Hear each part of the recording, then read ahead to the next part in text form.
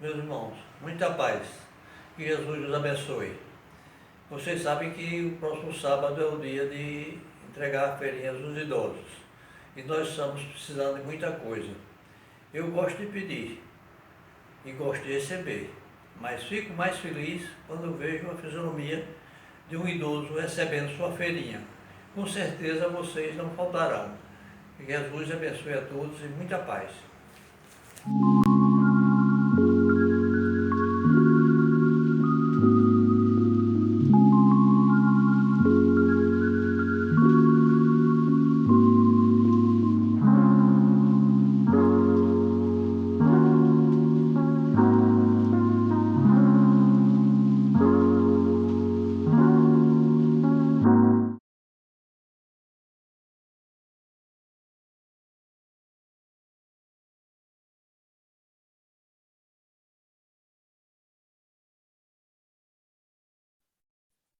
Boa noite a todos os internautas, a todos os amigos que estão aqui conosco nessa noite, onde nós temos uma proposta de falar sobre a parábola do cisco no olho do irmão.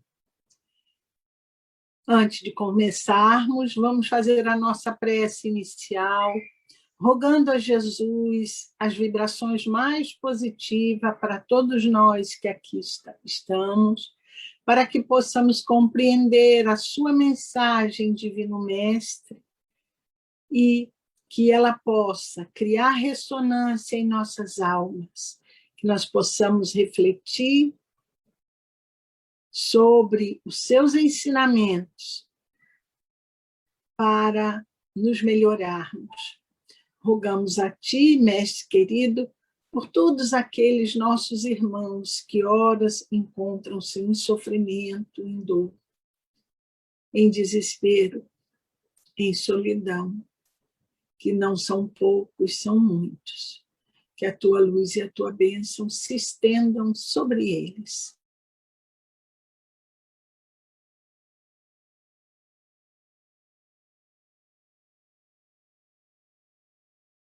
Estarmos refletindo sobre o teu evangelho, a direção da casa e a todos os trabalhadores.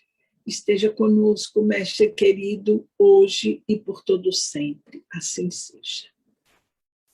Bem, meus irmãos, como eu falei, nós vamos falar sobre a parábola do cisco no olho e a trave, né? O cisco e a trave. Duas coisas contrárias, né? O cisco é uma coisa bem miudinha, e a trave ou a viga é uma coisa enorme, né? Então, nós vamos começar a ler no capítulo 10 do Evangelho segundo o Espiritismo, a mensagem do Evangelho que está em Mateus, capítulo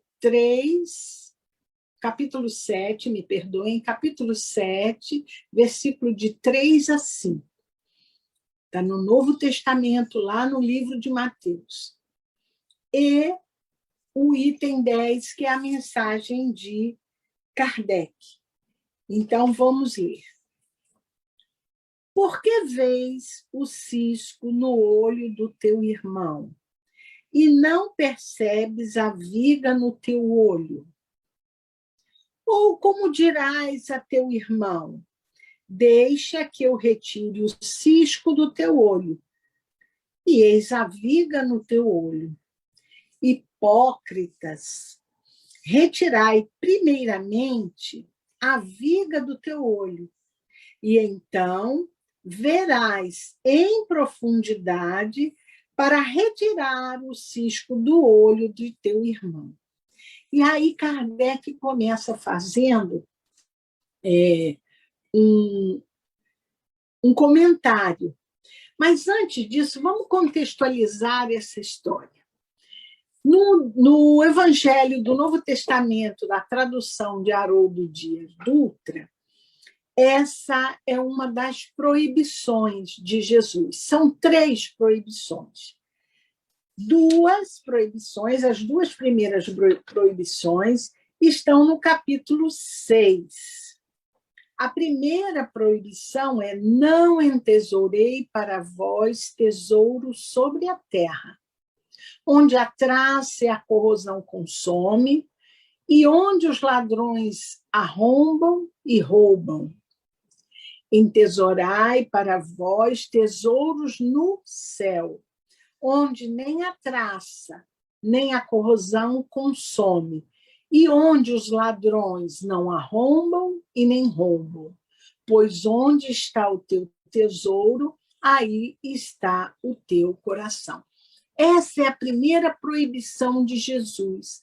Muitas vezes a gente fica aflito, né, querendo entesourar, ter coisas materiais, e a gente esquece de nos entesourarmos, nos enriquecermos a nível espiritual.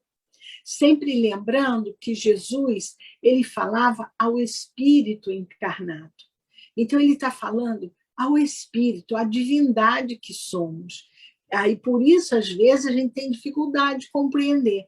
Mas se a gente voltar para si e perceber, e nos percebermos como espíritos que somos, então, o recado de Jesus é para o espírito. Então, não adianta a gente estar querendo amealhar muitas coisas sobre a Terra se a gente não amealha nada dentro de nós mesmos, se a gente não evolui, não cresce enquanto espírito. Essa é a primeira proibição. A segunda é: ninguém pode servir a dois senhores, pois odiará a um e amará a outro, ou se apegará a um e desprezará a outro. Não podeis servir a Deus e a Mamon. Ele se refere aqui a Mamon, ao dinheiro. Também outra coisa, que a gente não deve se apegar muito às coisas do dinheiro. Aí a gente lembra daquela passagem da mulher de Jó que olhou para trás e virou uma estátua de sal. Ela ficou preocupada com os bens que ela estava deixando, né? O sal era um elemento muito importante, dava muito dinheiro, e ela ficou preocupada e olhou para trás na saída deles, e ela acabou virando uma estátua de sal. É um simbolismo, porque às vezes a gente fica muito preso a essas questões e a gente esquece que tem outras muito mais importantes que a gente precisa desenvolver em nós, né? Não é verdade? Então, essa é a segunda proibição. Nós vamos nos deter na terceira proibição, que é: não julgueis para que não sejais julgados, pois com o juízo que julgais sereis julgados. Sereis julgados com a medida com que medis, serei medidos. Por que vês o cisco no olho do teu irmão e não percebe a viga no teu olho? E como dirás a teu irmão: deixa que eu retire o cisco do teu olho, e eis a viga no teu olho? Então, não julgar, né? E esse é um outro elemento muito importante. É a gente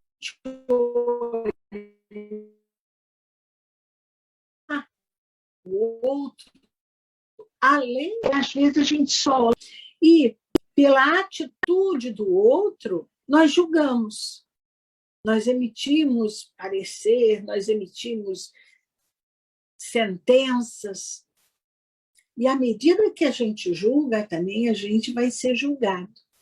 E na maioria das vezes, a gente se acha maior que o outro, porque quando a gente começa a julgar o outro, é porque a gente se acha melhor do que ele, sem dúvida nenhuma. Eu sou melhor do que ele, então eu tenho o direito de fazer esses julgamentos, esse ou aquele julgamento.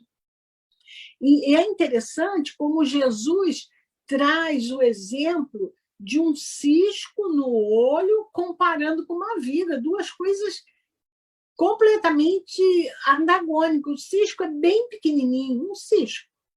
E uma viga é uma coisa muito grande, né? Como pode alguém com um defeito tão grande julgar um defeito menor? Mas frequentemente isso acontece. Frequentemente isso acontece. E aí Kardec, lá no item 10 que eu disse para vocês, ele diz que isso é uma das imperfeições da humanidade, desculpe, uma das insensatez da humanidade. A insensatez da humanidade, uma das insensatez, é ver o mal de outro antes de ver o mal em si.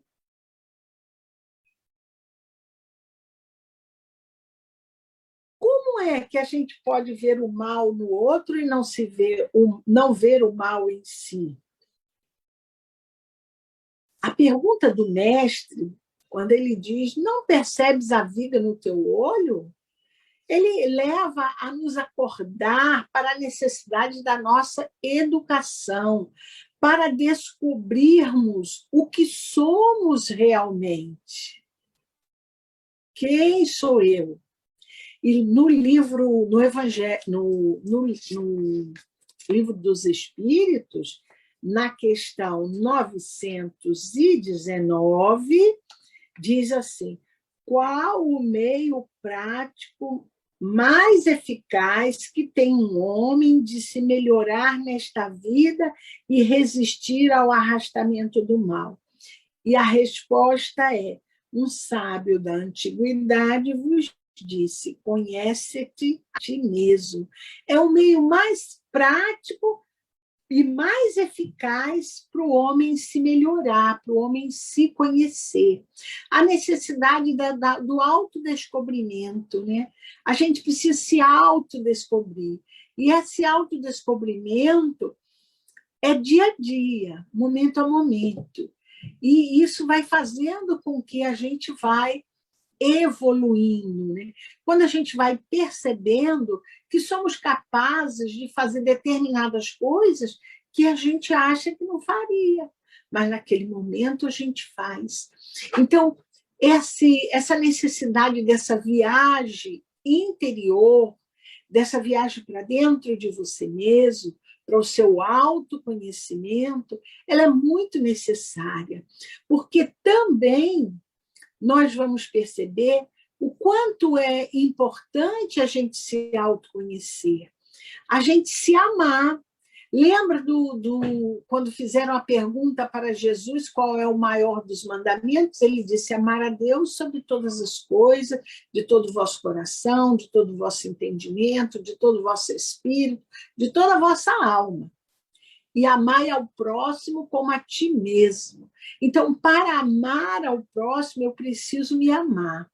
Me amar, me reconhecer pequeno, me reconhecer ainda um espírito em evolução espiritual, que comete erros, e que não são erros tão pequenos assim, a gente precisa também não ser tão condescendente, porém, contudo, todavia, devemos nos amar, porque nós somos o somatório de várias encarnações. Nós trazemos conosco vários elementos, experiências que a gente viveu em outras vidas e que nós ainda sentimos algumas coisas daquelas vidas passadas. A cada encarnação, a reencarnação, ela representa o amor de Deus por nós, porque ela é a oportunidade que cada um de nós tem de crescer um pouco, de se melhorar um pouco, de ascender verticalmente para Deus. Então, nós temos que observar que a sombra que muitas vezes se mostra e a gente quer esconder e fica com raiva, não é para ter raiva, é para amar, porque aquela foi uma experiência vivida por nós. É para amar e tentar dosificar a sombra. Ela faz parte de nós. E nós temos que aproveitar esse momento dessas descobertas para que a gente possa crescer. Eu lembrei agora do livro Paulo e Estevão, no momento da morte de Estevão. No momento da morte de Estevão, eu não sei se vocês quiserem depois procurar, é no capítulo que ele fala da morte de Estevão. Eu não sei exatamente o capítulo. A gente sabe que quem provocou a morte de Estevão foi Paulo, porque ele, que era Saulo, né? Então vamos chamá-lo de Saulo. Saulo que perseguia os cristãos, porque ele era muito fiel às leis de Moisés, por fidelidade naquilo que ele acreditava. E Estevão acaba sendo apedrejado até a morte.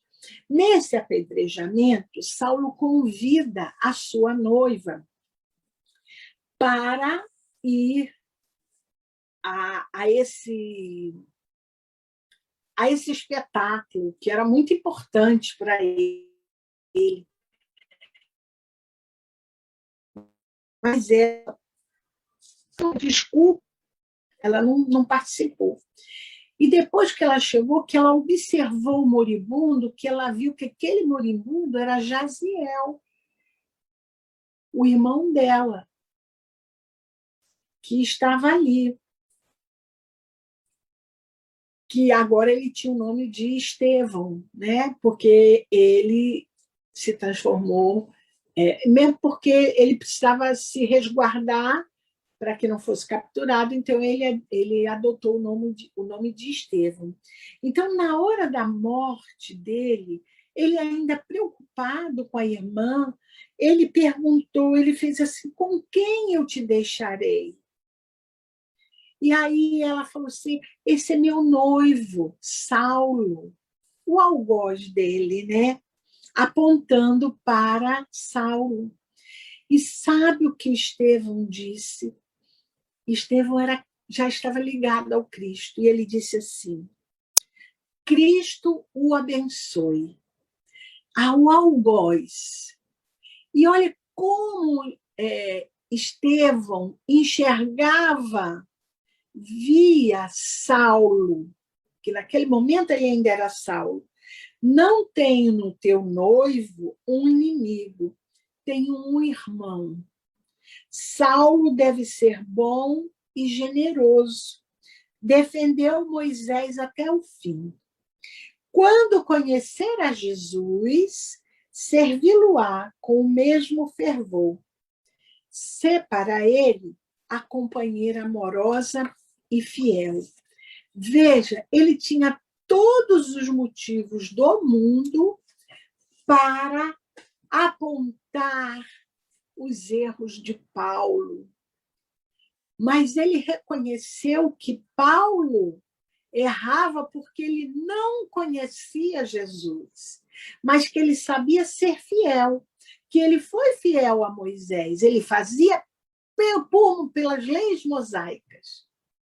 Mas quando ele conhecesse Jesus, ele seria fiel também a Jesus, mostrando aí um espírito elevado, porque ele conseguiu enxergar além daquele momento. Muitas vezes a gente só enxerga de um ponto de vista.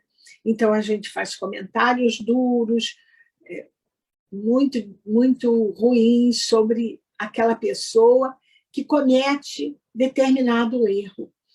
Mas sabe Deus o que está por trás. Não estou querendo justificar erro de ninguém, mas a gente tem que observar, porque Jesus faz uma pergunta, ele diz assim: por que vês o cisco no olho do teu irmão? Gente, ele está falando do teu irmão, de um irmão que pode ser sanguíneo ou não, pode ser um amigo, pode ser uma pessoa próxima. Pode ser uma pessoa próxima a nós. Não é verdade? Ou pode ser um estranho, mas é irmão porque é filho de um mesmo pai. Mas ele está falando de irmandade, de humanidade. Nós precisamos aprender a isso. Quantas vezes eu me pego fazendo julgamento por comportamento de A e de B? É difícil. a gente precisa ter esse controle, cobre multidão de pecados. Lembrando sempre que o objetivo de cada um de nós aqui é a nossa evolução espiritual. E a minha evolução espiritual não passa em tirar o cisco, ver os defeitos do outro. Muito pelo contrário, é aprender a amar o outro. É através dos atos, das ações que a gente fala, das ações que a gente tem, da fala que a gente tem, do modo como a gente age, que a gente vai sendo observado pelo outro e o outro vai mudando. Nós não viemos aqui para mudar ninguém. Nós viemos para nos mudarmos, para nos transformarmos. E a nossa transformação passa pela benevolência que a gente tem que ter para com o nosso próximo, pela tolerância que a gente tem que ter com o próximo. E Kardec pergunta aos espíritos, na questão 886, qual o verdadeiro sentido da palavra caridade. Nós temos que ser caridosos. Nós temos que ser caridosos, porque, como entendia Jesus, e os Espíritos respondem, benevolência para com todos, indulgência para as imperfeições alheias e perdão das ofensas. Então, indulgência, benevolência e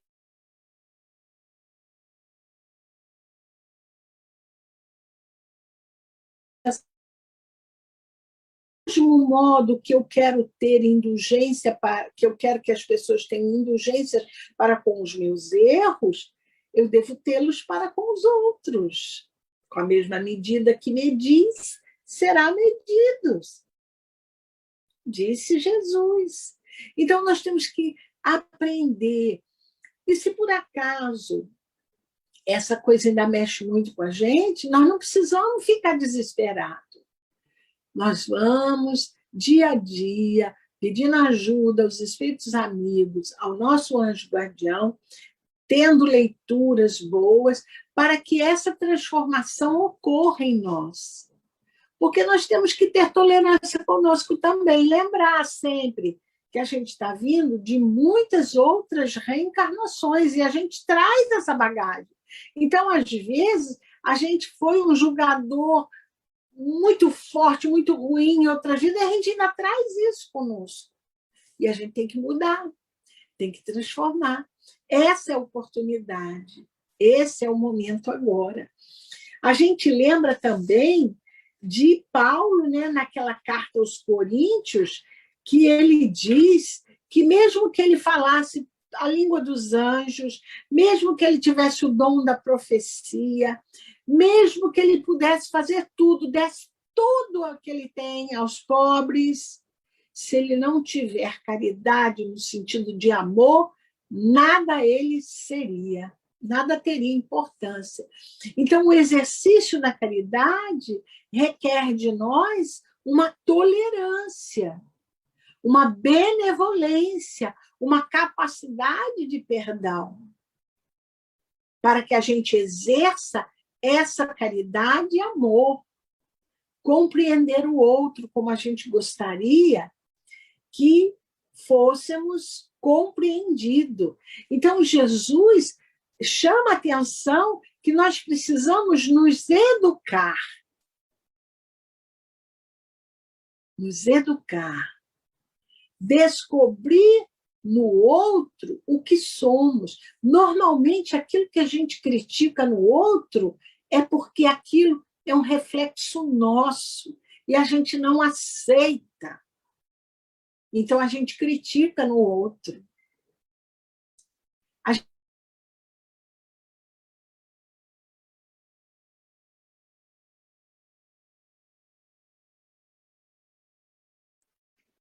Cada um vai modificando por si mesmo, sem medo, sem trauma, né? A gente precisa observar que nós podemos fazer isso.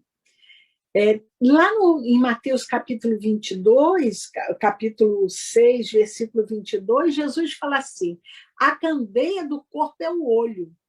Porque, observe, eu, para fazer o julgamento, eu estou vendo, eu estou olhando, aí eu começo a fazer as análises. Então, a candeia do corpo é o meu olho. Portanto, se o seu corpo for simples, teu corpo inteiro será luminoso. Simples aí, humilde, puro. Mas se seu olho é malicioso, o seu corpo inteiro não vai ter luz. Então, você não vai ser o ser iluminado. E Jesus disse: vós sois Deus e vós sois a luz do mundo. Então, nós precisamos, como Emmanuel diz, que nós precisamos ser, no livro... eu não botei o nome do livro, que pena. Eu acho que é Ceifa de Luz. Emmanuel diz que nós temos que ter a cultura da paz. Nós temos que acabar com essa forma belicosa que a gente trata um com o outro. Se o outro não tiver a mesma opinião, aí a gente diz que ele adjetiva ele de tudo quanto é jeito. Nós temos que parar com isso, porque o outro é nosso irmão. E se ele está agindo de uma forma não muito boa, é porque ele ainda não conhece a luz. É como Estevão falou.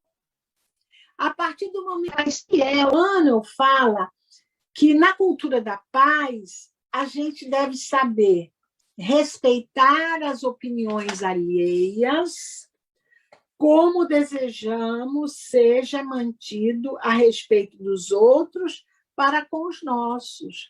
Então, que do mesmo jeito que a minha opinião, eu quero que ela seja respeitada, a gente tem que respeitar a opinião do outro. Colocar-nos na posição dos companheiros em dificuldade, a fim de que saibamos ser úteis, nos colocar no lugar do outro, para que a gente possa ser útil a ele. E outra coisa, será que se nós estivéssemos vivendo aquele momento que o outro está vivendo, nós agiríamos de forma diferente? Será que eu teria uma reação diferente? Ou eu faria como ele? Então, Emmanuel diz, na cultura da paz, devemos calar, referenciar calar referências impróprias ou destrutivas, não ficar falando coisas que não deve. Reconhecer que as nossas dores e provações não são diferentes daqueles que visitam o coração do próximo. Dor é dor. Não importa o que está causando. Sofrimento é sofrimento. Então, o meu sofrimento não pode ser diferente do outro. Eu posso, sim. Meu sofrimento pode me causar mais dano do que o outro que sofre. Porque o sofrer é reconhecer que aquilo que nós estamos passando é fruto de nossos atos, do passado ou até mesmo do presente. As aflições têm uma razão de ser. Lá no capítulo 5 do Evangelho segundo o Espiritismo, ele fala isso. Então, às vezes, o outro está num estágio de aflição muito grande, então ele está agindo de uma forma muito difícil, que a gente não quer aceitar, mas a gente deve compreender. Porque se a gente estivesse no lugar dele, será que a gente não faria a mesma coisa? Então, nós temos que buscar essa pacificação, mas não é lá, é aqui, se reconhecendo pequeno. A primeira bem-aventurança, bem-aventurados os puros, os simples de coração, os humildes, os pobres de espíritos, porque é deles o reino de Deus, ou o reino dos céus. Então, esse humilde é aquele que se reconhece pequeno diante da grandeza de Deus. É aquele que se reconhece menor, que precisa crescer. Esse já sente o reino de Deus nele. É o primeiro degrau do processo evolutivo. Então, a gente precisa também se reconhecer. E enquanto a gente tiver orgulho e vaidade, dois elementos muito contrários à caridade, nós nunca seremos caridosos com o nosso irmão, porque é o orgulho nosso que não permite que vejamos nele um igual. A gente quer ser superior, muitas das vezes. Então, a gente precisa buscar nos nossos irmãos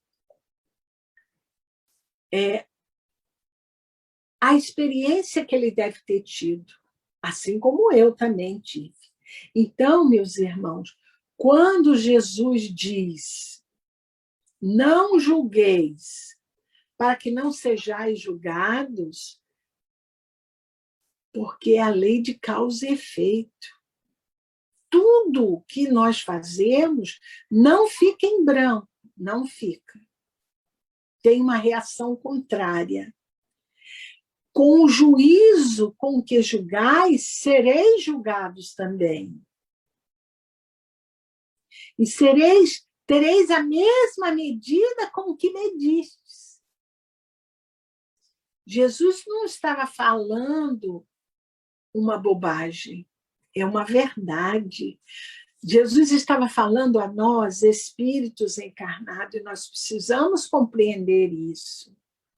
E não ver no olho do próximo, do irmão, daquele companheiro que está junto com a gente, um pequeno defeito, enquanto nós temos tantos defeitos. Enquanto a gente estiver preocupado com o defeito do outro, a gente está perdendo tempo em nos melhorarmos.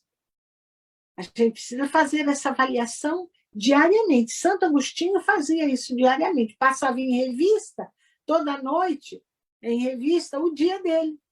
E ele pensava, se eu fiz isso, e se alguém fizesse isso para mim, eu ia gostar? Ele fazia essa análise. E aí a gente vai se autodescobrindo, se autoconhecendo, se autorrealizando e aceitando as nossas dificuldades. Porque quando eu aceito primeiro, quando eu reconheço as minhas dificuldades e quando eu aceito elas, é muito mais fácil eu aceitar o do outro. Mas quando eu quero esconder as minhas dificuldades e toda vez que eu vejo alguém fazendo a mesma coisa que eu faria, eu aponto o dedo. E isso não vai nos trazer nenhum benefício na nossa evolução espiritual. E Emmanuel diz assim, se o orgulho é a fonte... Emmanuel não, Kardec, me perdoem. Se o orgulho é a fonte de muitos vícios, é também a negação de muitas virtudes. Então, a gente pode começar a domar esse vício que nós trazemos, o orgulho, de acharmos que somos melhores que o outro. Toda vez que a gente aponta o dedo para alguém, é porque a gente acha que a gente é melhor do que ele. E ele diz assim, o orgulho se encontra na base e como causa geradora de quase todas as ações humanas. Foi por isso que Jesus se empenhou tanto em combatê-lo como o principal obstáculo ao progresso. Nós estamos num momento de grande dificuldade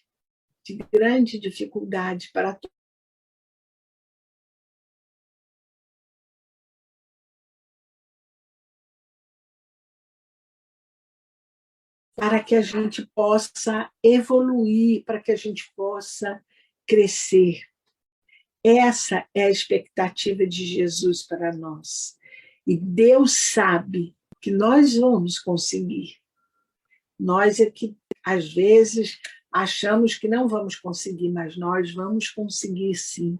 Nós vamos vencer as nossas dificuldades, mas somente amando, porque só o amor cobre multidão de pecados. Então, meus irmãos, chegando aqui, já quase que no final dessa nossa conversa, e eu vou repetir uma frase de Jesus que eu acho ela muito importante, que está em Mateus, no capítulo 6, e versículo 33. Ela mexe muito comigo, ela diz muito para mim. Eu espero que diga a vocês também. Ele diz assim: buscai primeiramente o reino e a sua justiça, e todas as coisas vos serão acrescentadas. Vamos buscar o reino de Deus, exercitando a humildade, exercitando a benevolência, a indulgência. E buscar essa justiça. Essa justiça a gente vai buscar aplicando a justiça em nossas vidas. E tudo mais nos será acrescentado. Então, vamos encerrar a nossa conversa dessa noite, nosso. Não pode ser uma conversa, um bate-papo, né, gente? Quem não está batendo papo. Né? Mas essa palestra sobre a necessidade que nós temos que aprender a nos amar, a nos reconhecer, reconhecermos como os filhos de Deus, como divindades que somos, e retirar de nós todos os enganos, devagar, e acertando e buscando a nossa luz, fazendo a nossa luz brilhar dentro de nós. E assim a gente encerra dizendo: Senhor Jesus, obrigado, mestre querido, por esses ensinamentos. Nos ajude, Senhor, a enxergar a vida que trazemos para a melhoria nossa, para a nossa evolução espiritual. Não para que a gente amargue, sofra, se acha uma pessoa péssima, não. Para a gente ver as experiências que trazemos, sentir as experiências que trazemos de outras vidas e reconhecer que nós não devemos ficar olhando para trás, como a esposa de Jó, mas olhar para frente, para essa oportunidade que temos de todos nós estamos reencarnados nesse planeta Terra, que ora vive esse momento da pandemia, que vem nos ensinar que somente o amor, a tolerância e a benevolência uns para com os outros poderá nos livrar de todos os males. Que busquemos o seu reino, Senhor Jesus, que busquemos a sua justiça, e tudo mais nos será acrescentado. Obrigado, Jesus, pelo teu amor, pela tua presença em nossas vidas. Nos abençoe, abençoe a todos que sofrem, a todos que se sentem desamparados, a todos que estão em hospitais ou em emergência, e principalmente aqueles irmãos que desencarnaram com essa doença, que eles possam ser acolhidos pela espiritualidade amiga, conduzidos a hospitais na espiritualidade, para que a paz e a renovação estejam com eles. E a seus familiares, Senhor, reconhecer que nada acabou, que a vida continua e de uma forma sadia, boa, que os que foram voltaram para casa. Deem para eles, Senhor, que eles possam perceber a tua benevolência e o teu amor, que a vida ainda está aí e que nós devemos vivê-la com resignação e obediência à vontade de Deus. Que o Senhor nos abençoe e nos ilumine hoje e por todo sempre. Assim seja. Meus irmãos, muita paz. Que Jesus os abençoe. Vocês sabem que o próximo sábado é o dia de entregar feirinhas aos idosos. E nós estamos precisando de muita coisa. Eu gosto de pedir e gosto de receber, mas fico mais feliz quando vejo a fisionomia de um idoso recebendo sua feirinha. Com certeza vocês não faltarão. Que Jesus abençoe a todos e muita paz.